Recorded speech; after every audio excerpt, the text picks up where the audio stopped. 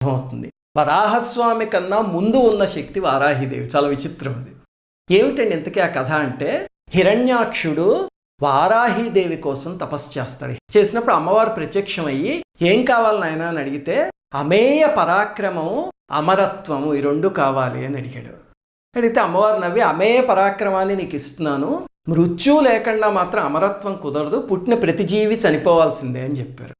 అప్పుడు వాడు ఆలోచించి కొంచెం తెలివితేటలు ఉపయోగించి ఏం చేశాడంటే, సరేనమ్మా అయితే ఇంకో వరం కోరుకుంటా, నువ్వు తప్ప నన్నెవరూ చంపకూడదు అంటే తథాస్తు అన్నారు. వెంటనే నేను నీ భక్తుణ్ణి కాబట్టి నువ్వు కూడా నన్ను చంపకూడదు అన్నాడు.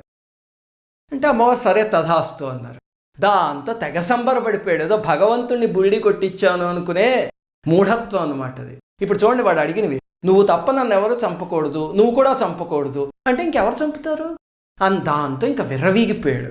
అప్పుడు అమ్మవారు